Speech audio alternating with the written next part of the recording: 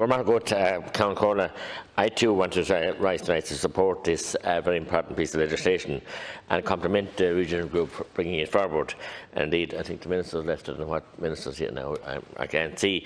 But I think it's very important that, that we deal with this issue. Because for many, many, many reasons, as you know, we have it in many other countries have legislation here, and there have been successful prosecutions, and it seems to be free for all here. And I would have to say and question as well the legal profession, because in many cases I know they act on the information given to them. Many times they know full well that it's not truthful, it's not proper, and many claims are fraudulent. Because quite simply, from the community halls to the GA pitches, soccer pitches, to all the voluntary organisations, Meals on Wheels, you name them, CE schemes, the mountaineering, kayaking. Indeed, many of them have ceased trading because of insurance costs. As a result, insurance companies tell us of fraudulent claims. I think that is shameful. The amount of community, activity, and the volunteers, that the enablers, I call them, that put those activities in place. Many of them in recent years, playgrounds.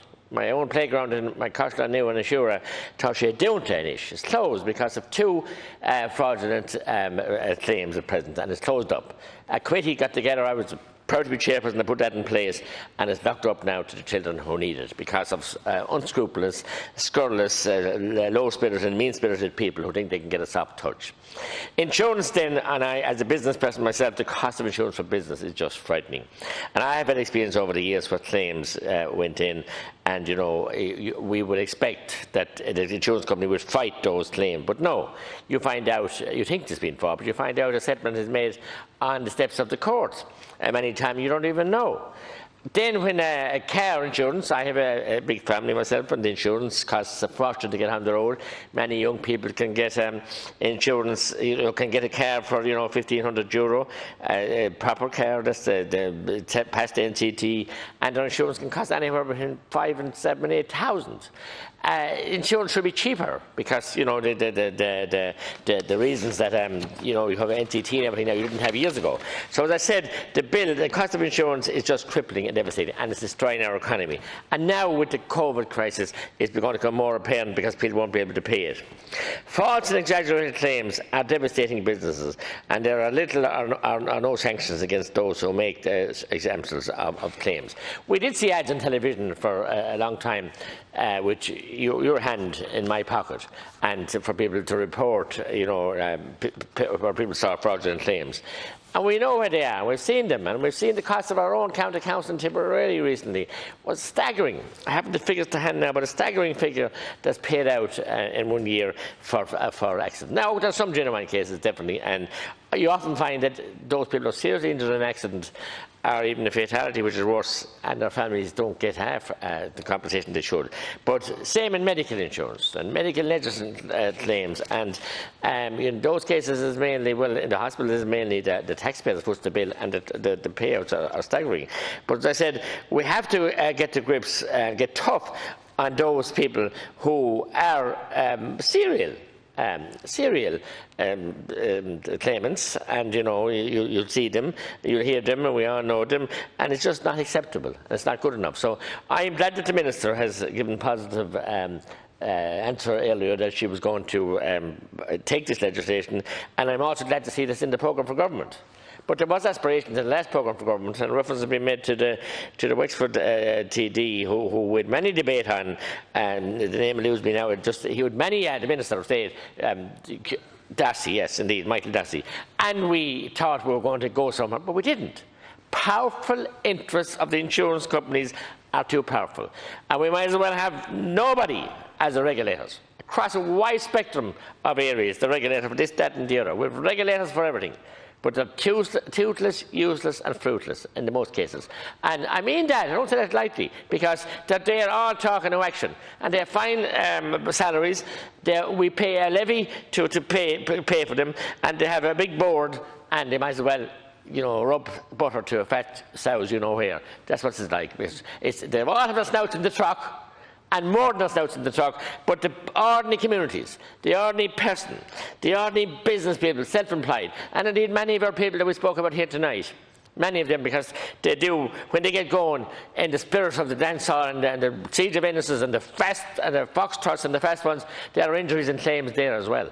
And they are crippled, and their insurance has gone up hugely too, and they're paying insurance now this year, and they can't even operate. So insurance doesn't give you any credibility, and indeed the payouts and the paybacks or the discounts they got for the lockdown was paltry. And the Taoiseach told me one day, the insurance company has to make money, they can't pay out to everyone. So this piece of legislation, it just goes to show what private members' bills and legislation can do. And I know Deputy Murphy was very hopeful, and Deputy Pringle, I heard him here chuckling, and I was chuckling myself about this new government.